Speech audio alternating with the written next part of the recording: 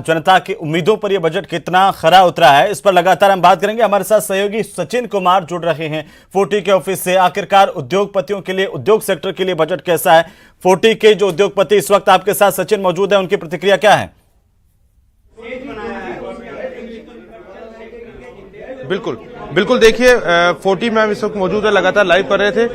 जो पदाधिकारी हैं सबसे पहले रियल एस्टेट से हैं, उनसे प्रतिक्रिया लेते हैं। किस तरह से आप बजट को देखते हैं, रियल एस्टेट को लेकर क्या कहेंगे? देखिए, आपके माध्यम से माननीय मुख्यमंत्री जी को बहुत बहुत बधाई देना चाहूंगा रियल एस्टेट इंडस्ट्री की तरफ से कि पहली बार उन्होंने रियल एस्टेट के बहुत सारे पहलुओं को टच किया है। जैसे ओल्ड एज पर्सन, 60 साल से ज्यादा उम्र का कोई व्यक्ति प्रॉपर्टी खरीदता है तो उसे 1% की छूट दी गई है स्टैंप ड्यूटी में। रजिस्ट्रेशन चार्जेज जो 1% लगता है उसमें भी आधा परसेंट, मतलब 50% की छूट रजिस्ट्रेशन चार्जेज में दी गई है। इसी तरह से छोटे छोटे जो मकान खरीदने वाले हैं, 100 गज के प्लॉट हैं, उनमें 1% की छूट है। 50 गज तक का कोई अगर कॉमर्शियल हाउस है, प्रॉपर्टी जमीन है, तो उसके ऊपर भी 1% की छूट दी गई है। और जो स्कीम थी अभी तक के 50 लाख तक के जो आम आदमी आवास खरीद रहा है, फ्लैट खरीद रहा है, उसकी छूट 2022 तक थी तो उसे बढ़ा करके 2023 तक कर दिया गया है। और एमनेस्टी स्कीम रियल एस्टेट के लिए लाई गई, स्टैंप ड्यूटी के ऊपर भी लाए हैं। और गिफ्ट डीड के ऊपर बहुत बड़ी छूट दी गई है कि आज बेटे बहू अपने पोते पोती बहू को पहली बार जोड़ा गया है, तो वो भी स्कीम में छूट दी गई है। बहुत स्वागत योग्य है।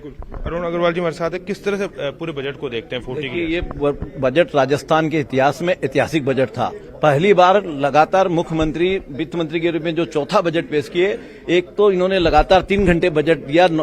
इसके अलावा पहली बार प्रदेश के इतिहास में कृषि बजट को, जो कृषि हमारे अन्नदाता है, उनके लिए अलग से बजट पेश करना, ये वास्तव में एक ऐतिहासिक कदम राजस्थान के इतिहास में हो गया। इसके अलावा व्यापार उद्योग जगत की बात करूंगा तो टूरिज्म और हॉस्पिटलिटी इंडस्ट्री को इन्होंने, इंडस्ट्री का जो बरसों पुरानी हमारी मांग थी, 40 की मांग थी कि टूरिज्म और हॉस्पिटलिटी को इंडस्ट्री का दर्जा देना, ये उन्होंने घोषणा करके साथ में उन्होंने ये भी कहा है कि इन सारे जो इंडस्ट्री, हॉस्पिटलिटी और टूरिज्म में लेवी जो टैक्स वगैरह जो लगेगा वो इंडस्ट्रियल रेट से लगेगा। ये वास्तव में देखिए, चिकित्सा सेक्टर में भी बड़ी घोषणाएं की गई है। आप इस सेक्टर से आते हैं मैम, किस तरह से बजट में क्या कुछ खास रहा है? हाँ, हमने प्री बजट में बहुत सारी योजनाओं का रखा था। उसमें इस बार बजट से हमें काफी उम्मीदें थी और उम्मीदों पे खरे भी उतरे। 18 जिलों में नर्सिंग यूनिवर्सिटीज को डेवलप करने का प्रावधान रखा। 10 लाख तक चिरंजीवी योजना, पहले 5 लाख थी जिसको बढ़ा के 10 लाख कर दी, कोरोना की महामारी ने भी बताया। उसके अलावा एक महिला हब जो जेएलएन मार्ग पे खोलने के लिए बोला, जहां पे स्किल डेवलपमेंट या लघु उद्योग या एमएसएमई डिपार्टमेंट की किसी को भी कोई प्रॉब्लम आ रहा है, तो ये बहुत बड़ा ऐलान था क्योंकि इसकी डिमांड हमारी महिला विंग ने करी थी। उसके अलावा 1000 उप स्वास्थ्य केंद्र खोलने का प्रावधान रखा। गंभीर बीमारियां जो 11 हम मानते हैं अपने यहाँ सेक्टर में, उनका मुफ्त इलाज, आउटडोर इंडोर यूनिट में जितने भी गवर्नमेंट हॉस्पिटल्स हैं उनमें मुफ्त का इलाज, ये बहुत बड़ा अपने आप में एक ऐलान था। वर्क फ्रॉम होम, जो भी महिला सेक्टर में, चाहे मेडिकल लाइन हो चाहे किसी भी एजुकेशनल लाइन पे हो, वर्क फ्रॉम होम का प्रावधान रखा। ये एक हमारी बहुत बड़ी डिमांड थी क्योंकि महिलाओं को बहुत सारी चीजों का परेशानियां होती है, लेकिन कोरोना ने हमें ये सिखाया, तो इस पे बहुत अच्छा। जो 40 के अध्यक्ष हैं सुरेश अग्रवाल जी, उनसे ले लेते हैं। सर, ऑल ओवर बजट को लेकर क्या कहेंगे? मतलब एक समअप अगर बात करें 40 की। मैं ये कहता हूँ कि ये बजट जो है बहुत ही स्वागत योग्य है और मैं माननीय मुख्यमंत्री अशोक गहलोत जी का आभार भी व्यक्त करना चाहता हूँ और धन्यवाद भी देना चाह रहा हूँ कि हमारी जो भी demand federation of Rajasthan trade and industry 40 की थी, उसको 80% माना गया है। और हर सेक्टर को छुआ है। हर सेक्टर में इन्होंने डेवलपमेंट के लिए, चाहे वो कृषि हो, चाहे वो हेल्थ हो, एजुकेशन हो, रोजगार हो, खेल कूद हो, EWS स्कीम हो, नई प्रयोगशालाएं बनानी हो जिसकी बहुत बड़ी डिमांड है क्योंकि रिसर्च एंड डेवलपमेंट पूरे हिंदुस्तान में बहुत कम एक्सपेंसेस होता है। मेट्रो हो, नए 32 औद्योगिक क्षेत्रों की घोषणा की है, वो भी एक स्वागत योग्य कदम है। खास जो 40 की डिमांड थी कि पर्यटक को उद्योग का दर्जा जैसा है, जो पिछले 10 साल से हम मांग कर रहे थे, उसको भी माननीय अशोक गहलोत जी ने, मुख्यमंत्री जी ने माना है। उसके लिए भी मैं उनको स्वागत करता हूं। साथ ही रिप्स की स्कीम है या बहुत सारी एमनेस्टी स्कीम है जो हर एक सेक्टर में इस बार लागू की गई है, वो भी बहुत एक स्वागत योग्य कदम है और इससे व्यापार उद्योग को डेफिनेटली बेनिफिट मिलेगा। बिल्कुल। पूनम मदान जी भी हमारे साथ है। मैम, आप एजुकेशन से भी आते हैं, किस तरह से बजट को लगता है? मैं doctor Poonam Madan, joint secretary 40 women wing. अगर हम इस बजट की दो खास बात की बात करें तो ये बजट पहला पेपरलेस बजट है। तो जो एक इम्पोर्टेंट थिंग है, और कृषि बजट को अलग से पेश किया गया। जहां तक एजुकेशन सेक्टर की मिले तो काफी सौगात मिली उसको भी। एक सेंट्रल यूनिवर्सिटी जोधपुर में और आ रही है, जो एक बड़ी बात है। प्राथमिक विद्यालय की बात करें तो वो भी बहुत सारे नए आ रहे हैं। जामडोली में दिव्यांगों के लिए विश्वविद्यालय खोला जाएगा। तो एजुकेशन सेक्टर चाहे जूनियर आप प्राथमिक। बिल्कुल सचिन, चलिए बहुत बहुत शुक्रिया हमारे साथ जुड़ने के लिए, तमाम प्रतिक्रियाओं के लिए। और जैसे कि कहा जा रहा है कि इस बजट में हर क्षेत्र को छूने की कोशिश की गई है। और इस वक्त हम आपको सीधे लिए चलते हैं जयपुर स्टूडियो, जहां पर हमारे सहयोगी आसिफ मौजूद हैं कुछ खास मेहमानों के साथ बजट पर प्रतिक्रिया जानने के लिए। जी आसिफ। बिल्कुल हेमंत, बजट आ चुका है और बजट से पहले भी हमने डिस्कशन किया था कुछ मेहमानों के साथ, पैनलिस्ट हमारे साथ जुड़े थे, किस तरह की अपेक्षाएं थी, क्या उम्मीदें थी, और अब वो बजट पेश हो चुका है जिसकी उम्मीद की जा रही थी या जिस बजट को लेकर लगातार चर्चाएं की जा रही थी। सबसे पहले मैं अपने पैनल का तारुफ आपके साथ करवा देता हूं, फिर चर्चा को आगे बढ़ाते हैं। हमारे साथ राजीव अरोड़ा जी, चेयरमैन हैं आप RSIC के, और इसके साथ सुरेश गर्ग साहब, बीजेपी नेता, प्रोफेसर RC शर्मा, कृषि अर्थशास्त्री हमारे साथ, निखिल डे बजट विश्लेषक, और अरुण ढाका युवा बेरोजगार हमारे साथ जुड़ गए। सर, चूंकि आप को थोड़ा सा आपने बताया कि जल्दी भी जाना है, तो राजीव अरोड़ा जी से जान लेते हैं, चेयरमैन हैं आप। राजीव जी, उम्मीद की जा रही थी, ये उम्मीदों वाला बजट है, जैसा कि लगातार वादा किया जा रहा था कि एक ऐसा बजट पेश किया जाएगा, कृषि बजट अलग से आएगा, आम बजट अलग से आएगा, और बहुत देर तक ये बजट पेश भी किया गया। शायद ये रिकॉर्ड देरी इसमें की गई है पढ़ने के अंदर। आपको लगता है वही बजट दिया है सरकार ने जिस बजट का वादा किया गया था? जो लोगों की उम्मीद थी उससे ज़्यादा अच्छा बजट। अभी कुछ दिनों पहले केंद्र सरकार का बजट आया था। निर्मला सीतारमण जी ने लोगों की उम्मीदों के ऊपर, और ख़ास तौर से राजस्थान के लोगों की उम्मीदों के ऊपर हथौड़ा मारा था। और ये जो आज का बजट आया है, अशोक गहलोत जी ने जादुई छुरी लगाई है। जिस सेक्टर को भी आप सोचो उसको खुशहाली दी है, उसको आनंदित करा है। चाहे वो कृषि से जुड़े हुए लोग हों, हमारे किसान हों, चाहे वो हमारा युवा वर्ग हो, चाहे हमारे सरकारी कर्मचारी हों, चाहे हमारे उद्योगपति हों, छोटे उद्योग। बीजेपी वाले खुद मीडिया के और बाकी लोगों की एक कमेटी बना दें और उसमें बीजेपी वाले ज्यादा शामिल कर ले। मेरी गारंटी है मोदी सरकार के बजट से 100 गुना ज्यादा नंबर हमारे बजट को नहीं मिले तो मैं राजनीति छोड़ दूंगा। मैं इसलिए ये बात कह रहा हूं कि मोदी सरकार का बजट तो टोटल फेल हो गया, कहीं चर्चा ही नहीं है। और इस बजट की चर्चा तो बीजेपी वाले ज्यादा कर रहे हैं, क्योंकि जो लोग इधर उधर बात तक नहीं किया करते थे बीजेपी वाले, अब वो भी आपस में बात करने लगे कि हमारा क्या होगा। क्योंकि जो मोदी जी के ऊपर ट्रस्ट करते थे कि मोदी है तो मुमकिन है उनका बजट आएगा, वो बजट फेल हो गया, बीजेपी बात नहीं कर पाई। और हमारा जो बजट आया है वो शुरू कर दिया गया है। नए रिजॉर्ट्स और होटल्स बनेंगे, उनके ऊपर पूरी तरह से छूटें दी गई हैं। उसी तरीके से उद्योग के क्षेत्र में लंबे समय से मांग थी, रीको की, सर्विस चार्जेस की मांग थी। जब आप कोई ज़मीन लेते हो, आप कहते हो हम 3 साल में उत्पादन शुरू करेंगे, उसको बढ़ा के 5 वर्ष कर दिया गया है। कोरोना की काल से हम लोग एक अप्रत्याशित स्थिति के से गुजरे थे। जो छोटा हस्तशिल्पी है, जो कारीगर है, 3 लाख रुपए तक का जो उसको जो ऋण मिलेगा, उस पे 100% ब्याज जो उसको मिलता है वो सरकार उसका भुगतान करेगी। राजीव सर, अगर मैं मोटे तौर पर जानना चाहूँ, चूंकि आप सारे बजट की बारीकियां गिनवा रहे हैं, अगर मैं मोटे तौर पर जानना चाहूँ आपके विभाग के तौर पर बतौर चेयरमैन, 4 बड़ी घोषणाएं जो आपको लगता है कि ये बजट के अंदर माइलस्टोन साबित हुई हैं। देखिए, रिप्स 19 के संग अब रिप्स 22 भी आएगी। जेम्स एंड ज्वेलरी के सेक्टर के अंदर जो जेम बुर्स जो बन रहा है, जो जिसकी उम्मीद है बनने की, उसको भी रिप्स 19 की सारी सुविधाएं मिलेंगी। जोधपुर के अंदर नया इनलैंड पोर्ट बनाया जाएगा, जो कि बहुत बड़ी आवश्यकता थी। और उसके बाद नए 32 औद्योगिक क्षेत्र, पिछली बार 64 खोले गए थे, 32 और नए औद्योगिक क्षेत्र खोले जाएंगे। तो मुझे लगता है कि आने वाले कुछ वर्षों में राजस्थान इस देश के सबसे अग्रणी राज्यों में औद्योगिक क्षेत्र में शामिल होगा। ठीक है राजीव जी, सुरेश गर्ग जी भी हमारे साथ हैं। पहले रूलिंग की और विपक्ष की प्रतिक्रिया ले लेते हैं, फिर दूसरे मेहमानों के पास में भी चलते हैं।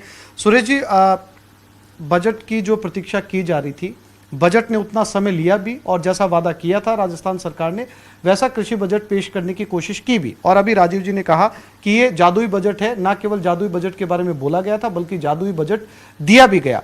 अगर इसमें मेडिकल में जाया जाए तो चिरंजीवी योजना का जो पैसा मिलना था उसको भी बढ़ाकर 10 लाख तक कर दिया गया। इनसे उन आम परिवारों को, उन गरीब परिवारों को बहुत फायदा मिलेगा जो महंगा इलाज करवा पाने में सक्षम नहीं थे।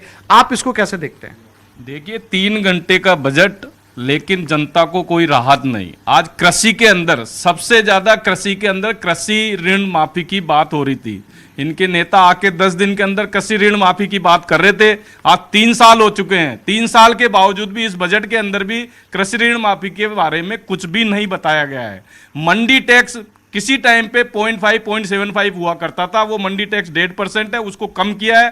आज राजस्थान से बाहर मंडी टैक्स 0.5% पे है। तो कृषि में किसानों के हित में जो एक सबसे मेन मुद्दा था ऋण माफी का, वो ऋण माफी का नहीं हुआ। जहां तक आप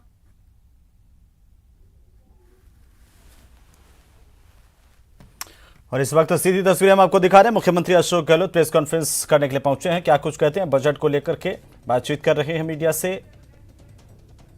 सीधी तस्वीरें राजधानी जयपुर से। तो कहा जा रहा है कि अपने आप में जादुई बजट है। हर वर्ग को खुश करने की कोशिश, हर वर्ग के लिए कुछ ना कुछ, हर क्षेत्र को छुआ है और अपने आप में ऐतिहासिक बजट कांग्रेस ने इसे बताया है। मुख्यमंत्री को सुनिए क्या कुछ कह रहे हैं। आपको जो दिया जाएगा सुना भी है। मुझे कल दूसरी बातें कहनी थी आपको। एक तो क्या है, शांत। एक तो पिछली बार भी बजट में ही कहा था कि विपक्ष ने ही कहा था कि गवर्नर खूब सारी कर दी पर वो पूरी नहीं हो गई। अब उनकी बोलती बंद हो गई है। अभी बार वही कहेंगे, पर मैं आपको यकीन दिलाता हूँ कि जो हमने बजट प्रस्तुत किया है और जो घोषणा की गई है, ये घोषणा पूरी करने के लिए प्रस्तुत किया गया है। दिमाग में रखें, एक से बढ़ के एक घोषणा है। इसलिए मैं संसदीय नेता कह सकता हूँ कि पहली बार कई काम हुए हैं। ये शहरों में रोजगार की मांग लंबे अरसे उठी आ रही थी नरेगा की तरह, तो वो इंदिरा गांधी जी के नाम से उसको किया गया है। जो पेंडेंसी है 9 साल की पावर कनेक्शन की, वो बहुत बड़ा फैसला है। घरेलू उपभोक्ताओं के लिए जो छूट दी गई है बहुत ही ऐतिहासिक है। 3 रुपये की 2 रुपये की और 50 यूनिट फ्री, इससे बहुत बड़ा फर्क पड़ेगा बिल के अंदर। 5 लाख 10 लाख का बीमा कर दिया। अभी 5 लाख वाले भी मैंने आपको आंकड़े दिए ना, अभी 7 लाख के आसपास बेनिफिशरी है, ज़्यादा होंगे। मतलब ये योजना चल पड़ी है। और जो मिलने आ रहे हैं, कोई ऑपरेशन है, हार्ट का ऑपरेशन, आप कल्पना करो, अंदर जाओ बाहर निकलो, कोई पैसे लगते हैं नहीं। रजिस्ट्री कैसे निकाल दिया हमने, अभी इसमें और निकाल दिया है। कुछ पैसा लिया जाता था वहाँ कुछ आइटम के लिए। अब जब ये बजट पास हो जाएगा उसके बाद में पूरी तैयारी कर रहे हैं। कैशलेस होगा, अंदर जाओ बाहर निकलो। कोई तरह का संख्या बढ़ जाएगी दवाइयों की। और कई ऐसे कोर्स होते हैं वो बाहर से मंगाते करते, छोटा बड़ा, वो भी नहीं होगा। पूरी तरह हम लोगों ने, और 10 लाख की सीमा बढ़ा दी उसकी। और तो और दुर्घटना के लिए भी जो ऑटो बीमा हो जाएगा, जिसका बीमा चिरंजीवी योजना है, वो बीमा रहेगा। उनके लिए भी दुर्घटना वगैरह डेथ और किसी हो गई 5 लाख बीमा उसने कवर कर दिया। SC/ST विकास कोड बढ़ा दिया। और SC/ST के जो चैम्बर ऑफ कॉमर्स है, आपने नोट किया होगा जो मैंने भी घोषणा की है कि वो जो उसके अंदर खाली वो पैसा बढ़ाने की बात है, पर CIA के साथ मिलकर के उनको एक टेक्निकल ने हाउ है सलाह देनी है, तो उनके लिए बहुत बड़ा आसान रहेगा। फिर हमने रिको के साथ पार्टनरशिप का आपने नोट किया होगा, मैंने कहा कि रिको के साथ पार्टनरशिप हो सकती है 25 लाख रुपए तक की, या 10%। तो उसके अंदर पार्टनर का मतलब क्या हुआ, रिको पार्टनरशिप करेगा मतलब कि आधा का मन का हो जाएगा। सारी फॉर्मेलिटीज भी है, वरना क्या नए एंट्री करना बड़ी तकलीफ होती है आदमी को। स्मार्टफोन दे रहे हैं 1 करोड़ 33 लाख महिलाओं को जो चिरंजीवी कवर है, इंटरनेट कनेक्टिविटी के साथ में। कर्मचारियों के लिए ऐतिहासिक निर्णय आज पूरे देश के बाकी सरकारों के लिए भी सोचने का विषय बन जाएगा कि आपने पुरानी पेंशन स्कीम लागू कर दी है। क्योंकि मैंने नोट किया कि ज़िंदगी में आदमी देखता है मैं फ्यूचर में सेव ओल्ड एज के अंदर, और नई स्कीम से आशंका पैदा हो गई। हो सकता है यूपीए गवर्नमेंट ने सोच समझ के किया फैसला, और सरकार कैसे कितना उनको पेमेंट कर पाएगी उस जमाने के अंदर। अभी जो बढ़ता है लगातार भार पेंशन का, उसके कारण डॉक्टर मनमोहन सिंह जी की सरकार ने, यूपी सरकार ने किया था ये। परंतु राज्यों के अंदर हालात देखे हम लोगों ने, तो मैं समझता हूँ ये वापस सोचना पड़ेगा सबको ही कि एक कर्मचारी उम्मीद करता है कि मैं 35 साल की सर्विस के बाद में मेरा कम से कम ओल्ड एज मेरा सिक्योर हो जाए। पेंशन फिर DA साल बढ़ता है उसकी पेंशन के, तो पुरानी पेंशन जो है इसीलिए वो किया गया कि जिससे कि वो वापस सिक्योर हो जाए।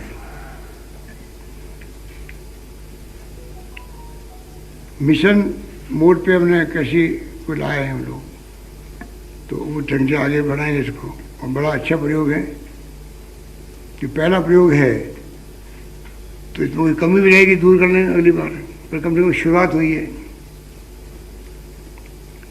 इंडस्ट्री सेक्टर को जो दर्जा मिला है टूरिज्म को, इंडस्ट्री सेक्टर का, ये तो मैं जब पहली बार डिप्टी मिनिस्टर बना तब से मांग करते आ रही है हिंदुस्तान के सब टूरिज्म इंडस्ट्री वाले, तो बहुत अच्छा फैसला हो गया।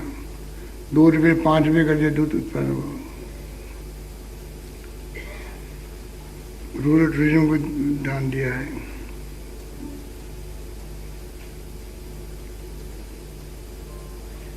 मुख्यमंत्री कृषक साथी योजना में 2000 करोड़ से बढ़ा के 5000 करोड़ की है, काफी स्कीम आ जाएगी।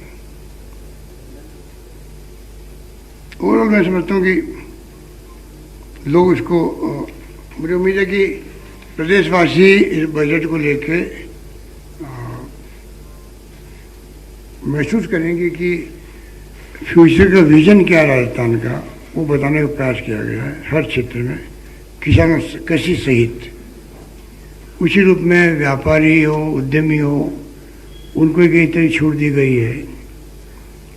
कहना मतलब हर वर्ग का इसमें ध्यान रखा गया, बजट के अंदर हर वर्ग का ध्यान रखा गया, और हर वर्ग के लोग इसको वेलकम करेंगे। बीजेपी वाले भी मन में तो वेलकम करना पड़ेगा उनको, जाएंगे कहाँ? वो नहीं तो उनके घर वाले करेंगे, वो नहीं भी करेंगे तो उनके घर वाले करेंगे, उनकी पत्नी करेंगे, उनके बच्चे करेंगे। ये तो बजट ऐसा है, ये बजट ऐसा है जिसका स्वागत तो हर नागरिक को करना ही पड़ेगा, क्योंकि इतनी मेहनत करके बनाया है, शानदार वित्तीय प्रबंधन हम लोगों ने किया। उसके परिणाम में कोरोना के बावजूद भी ऐसा बजट आएगा ये पिछली बार भी उम्मीद नहीं थी लोगों को, और इस बार भी उम्मीद नहीं थी। तो आप सोच सकते हैं कि कितना शानदार वित्तीय प्रबंधन चला राजस्थान के अंदर, और उसी ढंग से ये फैसले हो गए।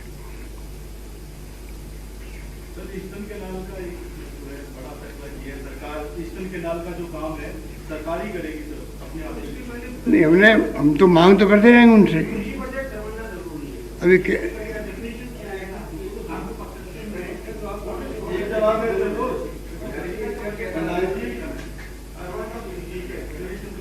कह रहे हैं? फैसला नहीं किया, हमने ये कहा है कि प्राइम मिनिस्टर को अपना वादा निभाना चाहिए और उनको घोषित करना चाहिए। मांग तो हमें बनी रहेगी। अभी वो केन बेतवा, क्या नाम उसका, मध्य प्रदेश यूपी को लेके, मध्य प्रदेश और यूपी दोनों की है, वो करीब 40,000 करोड़ का बजट, तो वो क्या ये क्यों नहीं कर सकते हैं? मतलब राजस्थान जैसे प्रदेश के लिए तो टॉप प्रायोरिटी होनी चाहिए 13 जिलों की।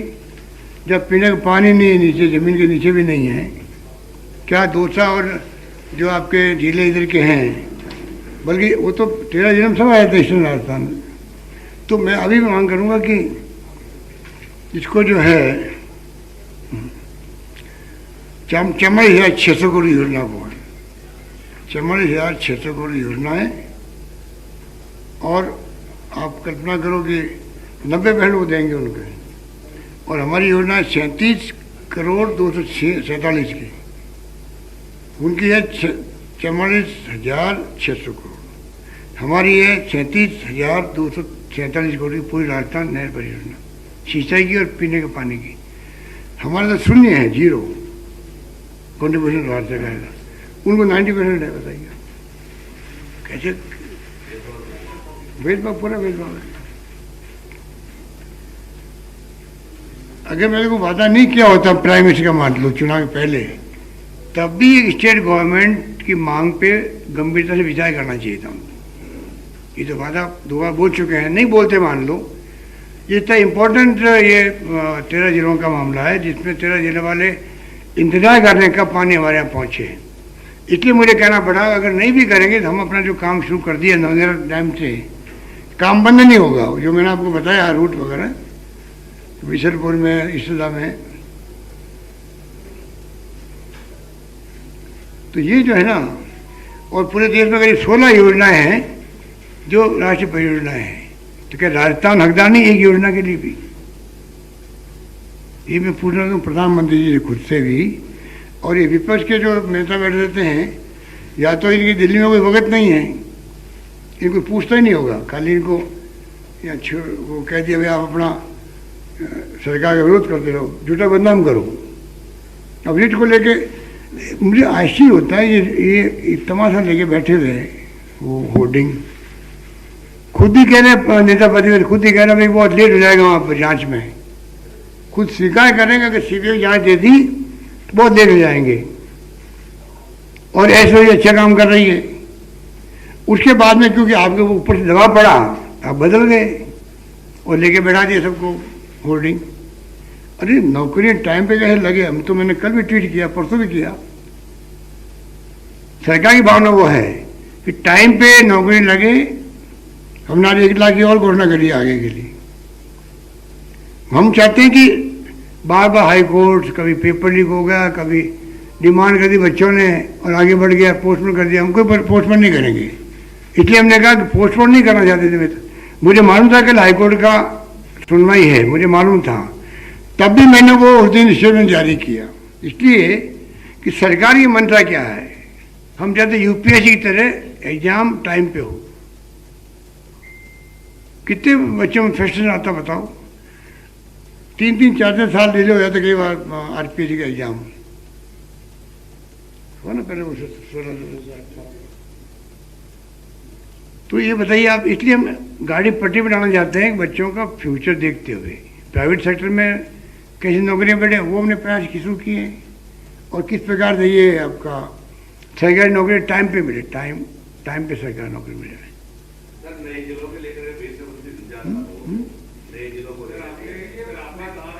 तो बेज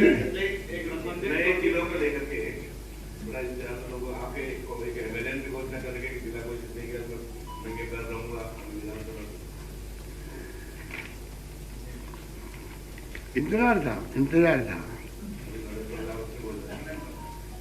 क्यों किया उन्होंने? किसी ने कोई हिंट किया क्या? किसी ने कोई हिंट किया था क्या?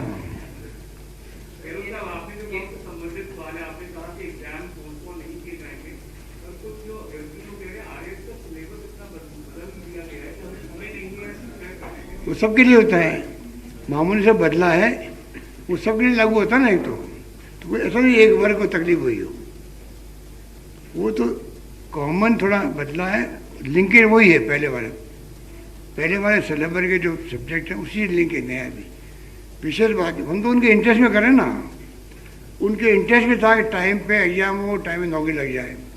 ये फाइनल एग्जाम था, अभी एग्जाम होता 3-4 महीने लगते रिजल्ट आने के अंदर, ट्रेनिंग शुरू होती है ओटीएस के अंदर। अब बताइए आप, ये कोई अच्छी बात नहीं।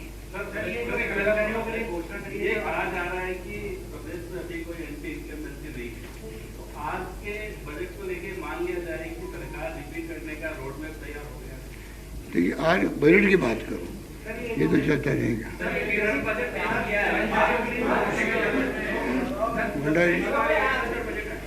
भंडारी अरे एक मिनट, भंडारी आप क्या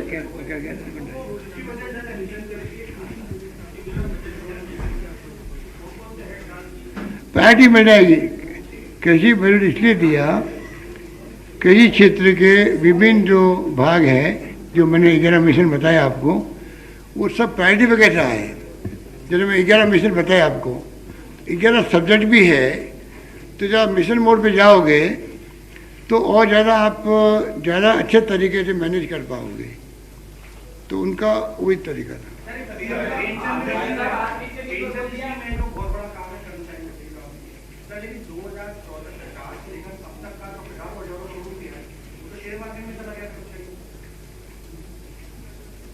हम तो आज अनाउंस किया भैया, इतना बड़ा फैसला किया, स्वागत करो उसका।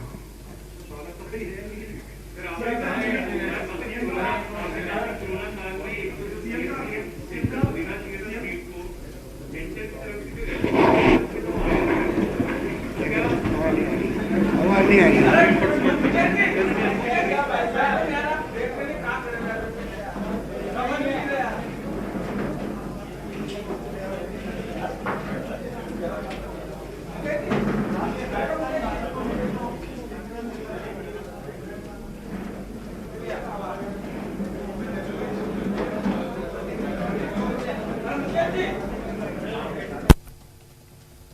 मुख्यमंत्री अशोक गहलोत मीडिया से मुखातिब हुए, बजट को लेकर के इसे ऐतिहासिक बताया है। और अब हम जानते हैं आखिरकार विपक्ष की प्रतिक्रिया क्या है। पूर्व मुख्यमंत्री वसुंधरा राजे और नेता प्रतिपक्ष गुलाब चंद कटारिया ने इस बजट को लेकर के क्या कुछ प्रतिक्रिया दी है, वो देख लेते हैं। ज्यादातर जनता को निराश करने वाला बजट है। ये नीति का बजट नहीं, मेरे हिसाब से राजनीति का बजट है।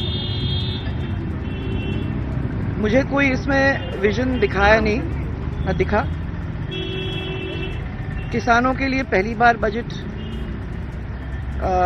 की घोषणा की है, परंतु किसानों के साथ भी छलावा है। फिगर्स देखना है, फिगर्स देखने के बाद ये बहुत और ज़्यादा क्लियर होगा। इस सब चीज़ को ज़मीन के ऊपर लाना और with in a certain budget लाना,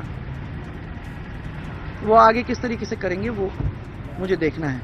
परंतु जैसे मैंने कहा, ये ज़्यादा नीति के ऊपर अपना प्रभाव नहीं छोड़ रहा, राजनीति के ऊपर। ये घोषणाओं का अंबार लगाने वाला बजट है, जो 3 बजट में जैसे पूरी नहीं हुई, जो आज भी पेंडिंग है, वैसे इसकी दुर्गति होगी। और दूसरा यह है कि कर्जा लेकर के घी पियो और मस्त रहो, क्या होगा क्या नहीं होगा, लोगों को इसकी राहत पहुँचे नहीं पहुँचेगी, इसमें संदेह है। वैसे ही है जैसे 10 दिन में कर्जा माफ़ करने की बात कही, संविदाओं को परमानेंट करने की बात कही और बेरोजगारों को भत्ता देकर के ठगने का धंधा किया। इस बजट में राजस्थान की जनता को सजवाग दिखाकर ठगने का एक प्रयत्न किया। ईस्टर्न कैनाल और जल जीवन मिशन के पैसे। तो पूर्व मुख्यमंत्री वसुंधरा राजे ने इस बजट को कहा है कि